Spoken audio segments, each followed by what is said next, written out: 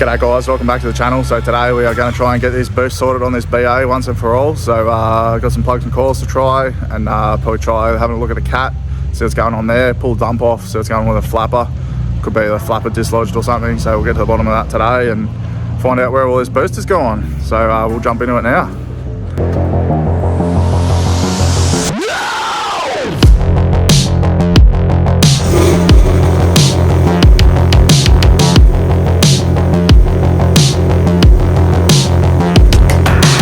Got some nothing but the best video cheapo coils and some copper spark plugs, so see how they go, chuck them in, see what happens. So obviously I don't need to explain to anyone how to do plugs and coils in a Barra. Everyone's probably done that about 15 times if they own one. So remove intake pipe, remove coil cover, remove all the junk, put the new junk in, reverse what you did, done. Obviously once you get all those doodads out of the way, a couple of bolts.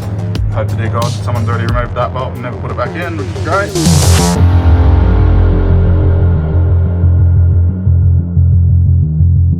So this gap, yeah, it's like 1.2, it's just way too big. I know it's only low boost, but it's an NA plug.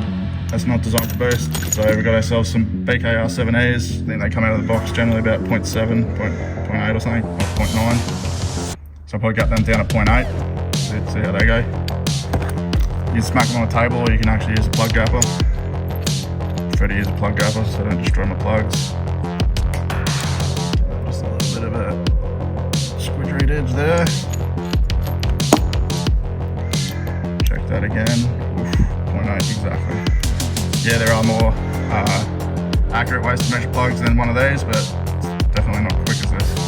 One thing which is pretty cool, they come with little tubes of silicone grease, just dielectric grease. That's autofocus again.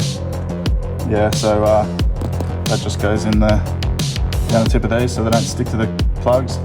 When you try and pull the coil out, you don't have the boot stay stuck and then tear. Not like it's probably going to be a problem. These video coils are probably going to shit themselves well before I run into any decent power, so they're just temporary solution until I do something else. Plugs are capped and fitted, chuck the coils in, plug them in. Surprisingly, this thing's in great condition. These two plugs are probably the only two plugs in existence in all of Australia that aren't broken. So then what you want to make sure is make sure you still got the little dicks under the coil cover to hold the coils down. In my case, they're all missing. So good luck. See if this works. Things I probably should have done last week when I was boost checking it is giving that throttle body a good clean. Those bolts look pretty rounded. Looks like someone's had an absolute butcher of a time. I never did that blue silicone in that, so I don't really want to run the risk of trying to strip them bolts out for now, so I'll just leave it for now. Next time I do a deeper dive into this intake manifold, I'll give it a clean. It's not really going to affect anything at the moment, maybe a rough idle, but that's about it. It's not stalling or anything, so I'm just going to leave it like that. To note today too, guys, I actually upgraded to iPhone 14 Pro Max, so actually wondering if the autofocus in it's worse than the old phone. So all right, so yeah, done the plugs and coils, took for a quick hot lap. The power's actually a lot smoother, so it used to almost surge like how it did on the dyno. So now it actually just feels like, you know, the handbrake's stuck on or something. So I am really leaning towards this cap might be blocked. So while we're out here in the sun, let's take a moment to appreciate the amount of sparkle in this wrap on this Club Sport. That is ridiculous. It's one of our good customers in Este. This used to be white. It is an absolutely immaculate Club Sport. It was at our track day as well, if you remember, I think. Was he? Yeah, he was. Yep, yeah, he's at the track day too.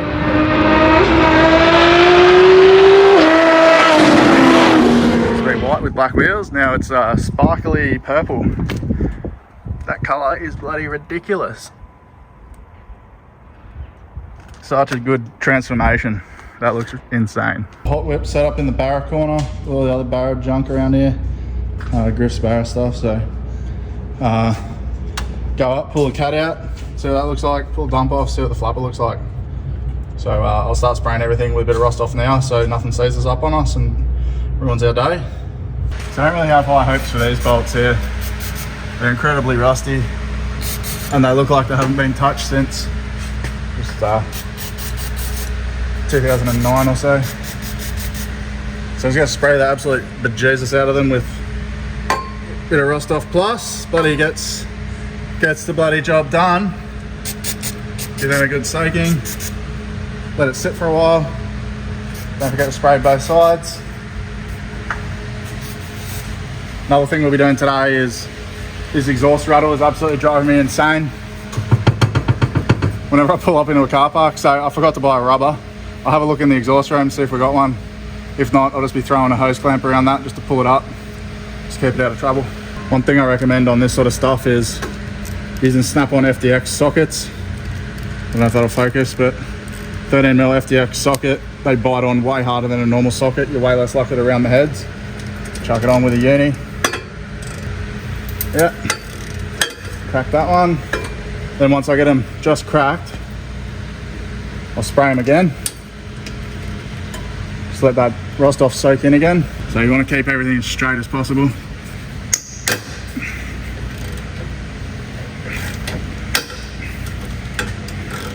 And don't go too far. You want to be able to spray them again. Oh, just noticed a big dent in the tail shaft there too.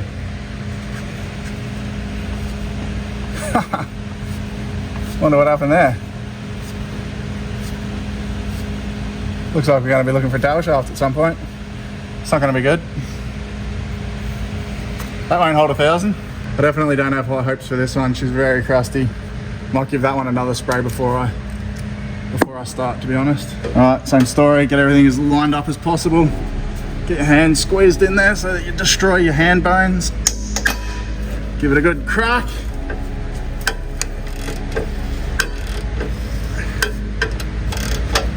Then we know we're good.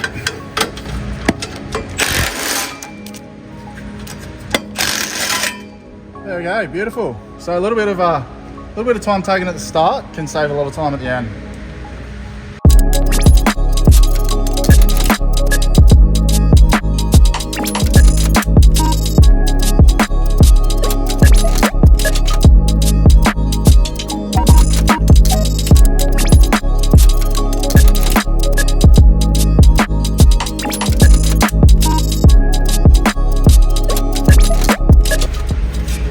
Now with all sources of noise removed from it, like this, it's supposed to move, but it's, you know, it's stuck. There's no doubt that cat is toast. So safety third, as always. You want your speed dealers, safety glasses, some good ear protection, and make sure you leave the guard on so that you don't get your fingers. Nice and safe.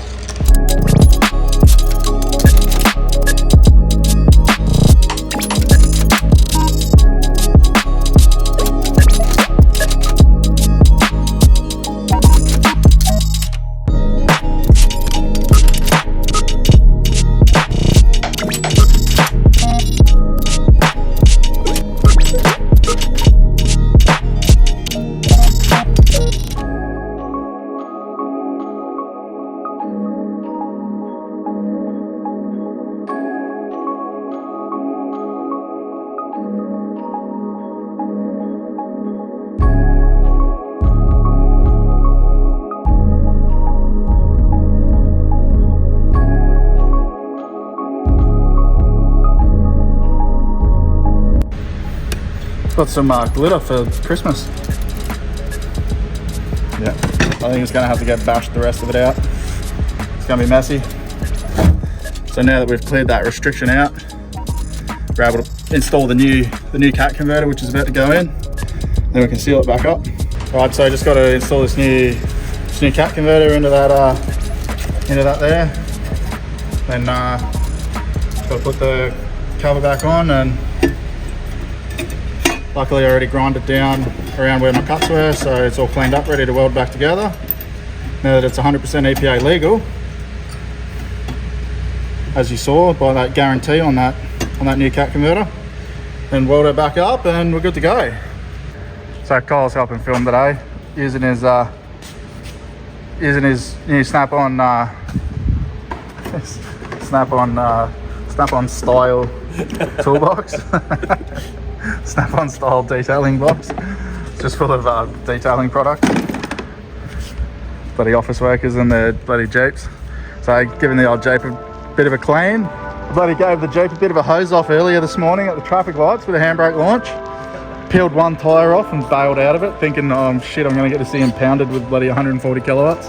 So let him have the W on that one. So we will rematch one day. Well, as they say, if you don't use it, you lose it. And judging by the amount of dust on the box of my welding helmet, you can tell I've most definitely lost it. So let's see how I go. Right, so do not take any life lessons from me in welding whatsoever. I have no idea what I'm doing.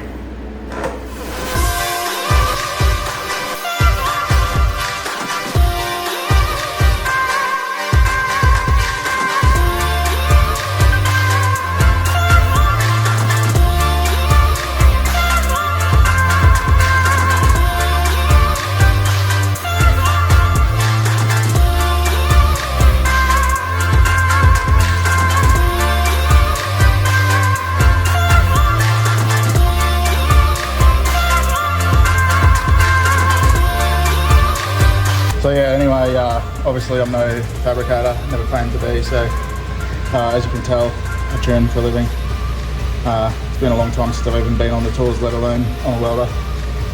This side didn't come out too bad, I suppose. Kept blowing holes, so as soon as I'd go for more than a second or two, even when I'd move, it'd blow a hole. That's why there's all these big lumps here. So I just staggered it, like pulsed it by finger, pretty much the rest of the way, but pulsed along here pretty good, and then I was like, okay, let's just try it. And it actually zapped it through pretty good there, so don't know why it blew holes everywhere else and just worked there, but oh well. So even though the cat was blocked and destroyed, I've gone ahead and replaced it with 100% EPA guaranteed cat. I'm still going to pull the dump off and give the flapper and all that a good check over, make sure that there's nothing going funny with the flapper wheel. The little port cover might have popped off the rod or something, who knows. So give that a good check out and see what we find. So obviously undid the bottom bolts while the car's still in the air. Disconnect the O2 sensor plug so I don't have to undo it from the housing. It does also look like a strange O2 sensor. Maybe that's normal on BAs and I forgot what they look like. I really only see FGs and BFs these days. And I don't really take much notice of them anyway because I'm not really working on them. So this leaves the three top nuts. Obviously I'll leave this one till dead last just so it supports it. Undo the hardest ones first and get to the easiest ones last. Just makes life easier. Just let us know what boost you're at. Alright, just started moving. So what are you at? Like 5? 7. So, okay, yep, keep humming. 10. Yeah. That's 16. Yep. Now. Yeah, as usual, a little bit of play on that. Pretty normal. Let's see if the flapper can spin. Alright, release it. And then once that's home, I don't know if this video sucks or not, but I can't spin that anymore, so that is sealing quite well on the housing. It's not rattling. It appears to be pretty good, so I'll check that again. I'll take a photo of it and get a mirror and check it properly. Top side all done. Chuck this 100% EPA guaranteed cat back in. Decided against all the heat shielding due to the new super efficient factory EPA qualified cat that's in there now. She's not actually going to run as hot, so it should be good. There's my bloody stinky power steering leak. Bloody dog. One of the oldest tricks in the book. If you're a rubber, chuck a hose clamp around it, tighten it up. It's obviously got to get tightened now. And she'll make that a little bit nicer. If you go too tight, however, it will cause a world of vibrations on your car. So obviously use your judgment and figure it out. Well, maybe just putting that high flow EPA 100% guaranteed cat in, it might have stopped this rattle too. So we'll give this a tighten up.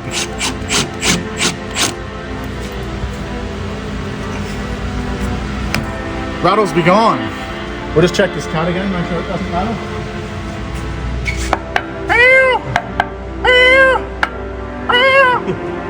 Good.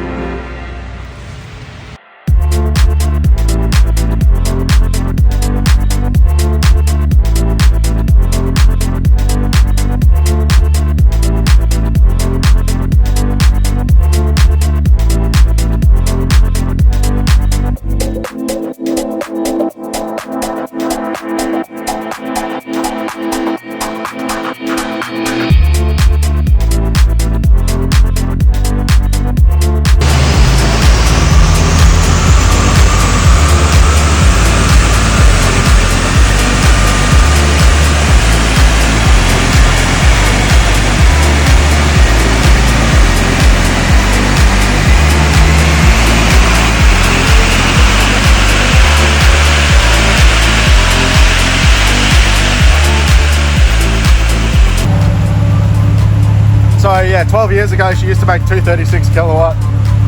Fixed the block cap. Makes 236 kilowatt again. It's lean as I just wanted to see what it made though. She was certainly very lean. Yes. It's back. It's gonna need a lot more fuel. Righto guys, so there we have it. So I've rabbited on bloody every video so far about, yeah, when I fix this boost leak, we gotta get it back to 236 kilowatts. So as you saw, bang, first pull, 236 kilowatts. So I'm somewhat of a wizard myself, you know, so it definitely ran really f***ing lean. So that's a problem for another day. However, it's too late now. I'm not gonna jump in and teach myself PCM tech from scratch. So worry about that next weekend maybe, or during the week, have a bit of a play. So good to see a good result there. So all power's back. Just got to get the fueling fixed. Could be block fuel filter, could be injectors, no good, who knows. When it was making no power, the AFRs were pretty rich, so I didn't suspect any foul play there. So now that I've done a full power ramp and seen that she's about 9 PSI now, I'd say it's probably been retuned at some point since I sold it. And yeah, so probably need to give it a good retune from scratch. Probably lower the boost a little smidge and fatten it up and see what power we sort of make. So anyway, I'll catch you guys on the next video. Almost forgot actually as well, massive thank you to Kyle for Evil Hawk for coming in today and offering a hand, bloody filming, holding up exhausts, you know, undoing bolts for me, getting his little weaselly little hands in where mine didn't fit. So bloody massive thank you to him coming in, helping me out, and driving cars in and out on the shop today on a Saturday, getting the job done quicker without me having to bloody do everything on my own. So thanks, bud. If I didn't already say it, like, subscribe. Catch you on the next video. Thanks, I'm out. Goodbye.